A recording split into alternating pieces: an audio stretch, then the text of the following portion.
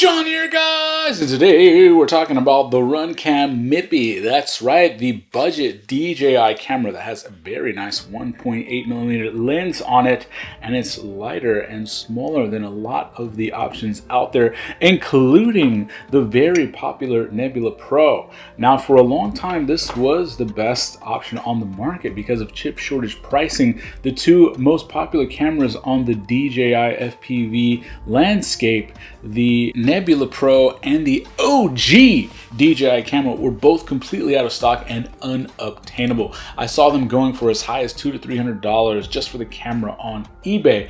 Insane! Now, like the Nebula Nano and Nebula Regular and Nebula Micro, this one only does 60 frames per second. It doesn't do 120 like those two sought after cameras, and it only does 16:9. It doesn't do 4:3, which is the field of view that most of us prefer. Now, why do we prefer that? You only want 16:9 on your movies, right? Well, for flying, 4:3 gives you more field of view in the top and bottom, and especially when you're landing, flying over or under things, being able to have that extra vertical field of view is key. Now, I really hated all of the 60 FPS cameras when they first came out, mostly because at certain times they cost just as much as the desirable cameras.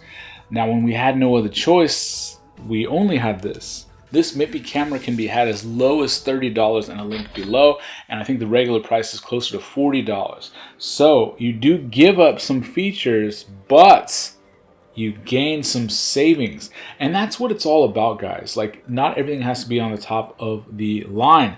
I use this camera regularly, the Runcam Session 5. Why? Because it's very inexpensive. It only costs $100 compared to the Session 5 that's now extinct, that regularly trades for $200 to $300 now. When you have small builds like that that are not going to be going fast, where you don't necessarily need the high refresh rate, this is a perfect example, the Baby Hawk HD. When I had this, it came with the Nebula Pro, and this is what I wanted to test this on because I'm not going to be going 100 miles an hour with this thing. It's a freestyler on a smaller prop that you can go cruising with, and it's actually going to look quite nice. And with that cost savings, you can get more builds in the air. This came with a Nebula Pro. I was very lucky to get the early version of this. So what I did was swap on this Mippy camera here. I can go ahead and take my Nebula Pro, use it for a larger, faster build, and I think that's going to be the thing. Prices for all of these components are increasing incredibly. ESC stack combos are now over $100 almost all day long. So unless you want to be flying $400 to $500 micro drones, you're gonna have to start cutting some costs somewhere. And these cameras like this really give you a lot of features and good image quality. Not all the features, but again, as long as they don't cost the same as the high tier cameras, then I think you're going to be okay. Here's a perfect example of that same logic. This is my Sony ZV-1 camera. Now, I shoot all my studio footage on my A7 III. This costs about a quarter of what that main camera costs. But when I'm in the field running and gunning and I'm out of race and I just want to pull out a camera and get a quick shot or a quick interview, having something that is less expensive to do things quickly, that I don't really mind if I accidentally drop it because it's so inexpensive, that's the kind of thing why it's good to have multiple price levels in the market. I can stand to give up some features if I give up some costs. I don't need the high refresh rate for models that are going to move slow. Would I use this on a 5-inch? Absolutely not. But 3-inch Cinewhoops, anything moving slow like that, it's actually quite good. The model says Racer on here. It has a 1.8 lens, which gives you 160 field of view. If you compare it to the original DJI camera and you kind of line up the screw holes, you can see how much more the lens sticks out on the DJI camera. So you may need a slightly different camera mount depending on the frame that you're going to be using this with, because the lens is going to be much further in. Now, I do like that because it's much less likely to take a hit.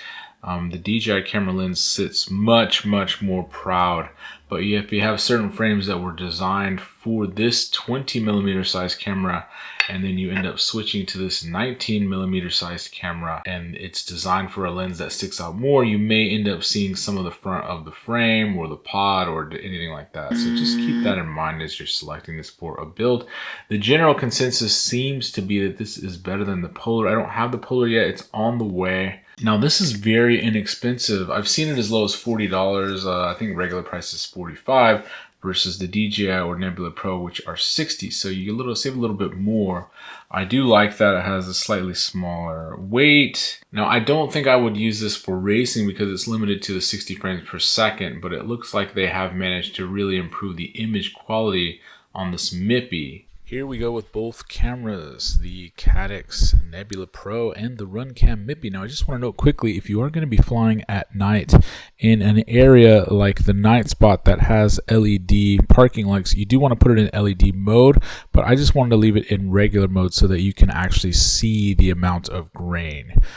So I did that on purpose. Now, one thing I am noticing looking at this footage is that the Nebula Pro, while 4x3 is better for flying, for actually looking at footage, the 16:9 of the Runcam Mippy, if you are using your DJI system to record the footage, actually looks a little bit better. I actually feel like I see slightly less grain on the Runcam Mippy, so it's handling this low light environment a little bit better. It's getting a little bit better colors.